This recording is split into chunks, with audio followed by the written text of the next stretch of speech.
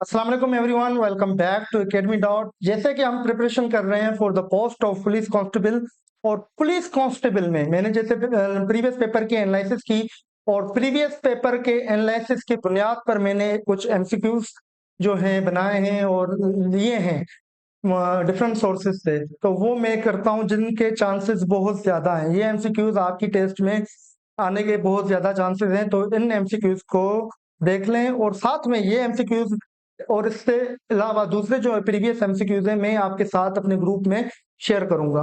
And sorry, वो हम regular basis पे अपने ग्रुप पे डेटा अपडेट नहीं कर पाते, क्योंकि हम अपनी जॉब में भी कहीं मसरूफ हैं। और इसके अलावा ये जो सिलेबस है, हम चाहते हैं कि हम आपको वो चीज दें, वो एक क्रिटिकल एनालिसिस करके दें जिससे आप जो पढ़ें वो ही आए, जिसके चांसेस या प्रोबेबिलिटी ज्यादा हो आने की। तो चलते हैं पहले एमसीक्यूज की तरफ। तो यहाँ पहला एमसीक्यूज है कि grand central terminal park Avenue जो न्यूयॉर्क में है, कौन सी चीज? Grand central terminal park Avenue New York is world क्या है? ये कौन सी चीज है ग्रांड सेंट्रल टर्मिनल पार्क? काफी मर्तबा सवाल आ चुका है, आप फेडरल देख लें या पब्लिक सर्विस में देख लें, इवन तो एसटीएस में एनटीएस में ये सवाल बार बार रिपीट हुआ है। ये है लार्जेस्ट रेलवे स्टेशन। ठीक है, यहाँ मैंने करेक्ट भी लिख दिया है।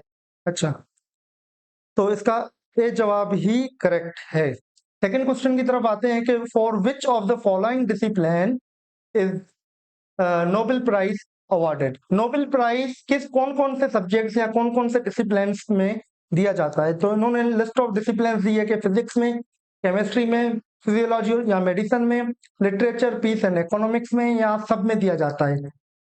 तो एक्चुअली मैं आपको बताता चलूं कि एक स्वीडिश केमिस्ट था जिसका नाम था एल्फ्रेड नोबेल। अल्फ्रेड नोबेल पे ये सवाल भी आ सकता है कि इसने क्या दरियाफ्त किया था। इन्वेंशन थी इसकी डायनामाइट। डायनामाइट, अच्छा ये इसकी इन्वेंशन थी। और ये पहला अवार्ड कब दिया गया, ये सवाल भी आ सकता है। जो जो पॉसिबिलिटीज हैं एक सवाल के अंदर मैं वो सारी बताऊंगा, और ये वीडियो ज्यादा लंबी भी हो सकती है, तो इसका टेंशन ना लें। और इसके अलावा ये एस्टेब्लिश कब हुआ था? 1901 में। पहला अवार्ड जो दिया गया था 1901 में दिया गया था। और ये दिया जाता है 6 डिसिप्लिन के अंदर। कौन कौन से हैं वो 6 डिसिप्लिन? फिजिक्स भी है, केमिस्ट्री भी है, फिजियोलॉजी भी है, मेडिसिन भी इंक्लूडेड है, लिटरेचर, पीस एंड इकोनॉमिक्स। ये 6 जो है 6 डिसिप्लिन के अंदर ये अवार्ड दिया जाता है। ये सवाल भी आता है कि कितने डिसिप्लिन के अंदर दिया जाता है, तो 6। अगर नाम पूछे तो ये नाम है, अगर कोई इनमें से नाम ना हो तो वो आप देख लीजिएगा। मैं सिर्फ कॉन्सेप्ट क्लियर करवा रहा हूँ आपका। इसके अलावा इसमें ये सवाल भी पूछ सकते हैं कि इसको एस्टेब्लिश किसने किया था? अल्फ्रेड नोबेल ने किया था। ये भी पूछ सकते हैं कि अल्फ्रेड नोबेल ने क्या इन्वेंट किया था? तो उन्होंने डायनामाइट किया था। अल्फ्रेड नोबेल स्वीडिश क्या थे? केमिस्ट थे। अच्छा, इसके अलावा जो मेन चीज है वो ये है कि ये जितने भी अवार्ड हैं, ये जितने भी अवार्ड है ये स्वीडिश में दिए जाते हैं, सिवाय पीस अवार्ड के। पीस अवार्ड आपका कहाँ दिया जाता है? नॉर्वे, ओस्लो में। Norway, Oslo. अच्छा, एक मैं टिप दे देता हूँ, आप नॉर्वे का कैपिटल भी देख लें, आप नॉर्वे की करेंसी भी देख लें। ये चीजें मुझे पता है, पर मैं चाहता हूँ कि आप थोड़ा खुद से भी सर्च करें चीजों को, जैसे आपको एक अंडरस्टैंडिंग हो जाए कि how to search for educational material. तो ये एक ट्रेनिंग है, सिर्फ मैं आपको फीड करना नहीं सिखा रहा, मैं आपको मछली पकड़ना भी सिखाना चाहता हूँ। खैर, नेक्स्ट क्वेश्चन की तरफ चलते हैं कि एक्सपोजर। एक्सपोजर हम बोलते हैं किसी भी चीज का डायरेक्ट आना। Exposure to sunlight help a person improve his health because. अच्छा, अब ये सन है,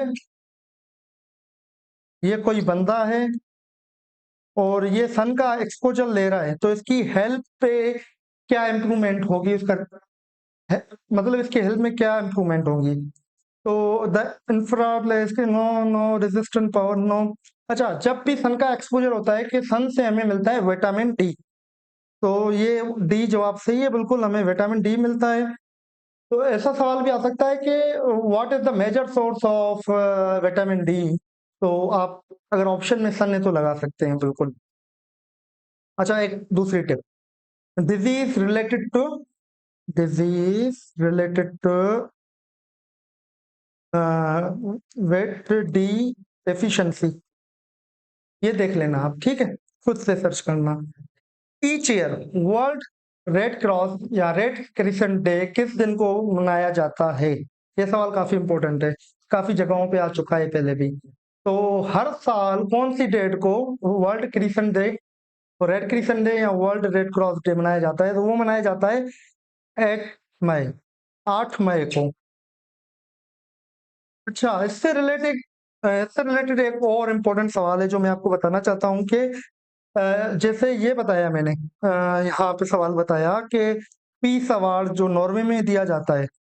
अब एक सवाल आता है कि सबसे ज्यादा पीस अवार्ड किसको मिले हैं? तो सबसे ज्यादा पीस अवार्ड भी ये एक ऑर्गेनाइजेशन है, red cross, world red cross organisation है, इसको ही मिले हैं सबसे ज्यादा जो पीस अवार्ड्स हैं।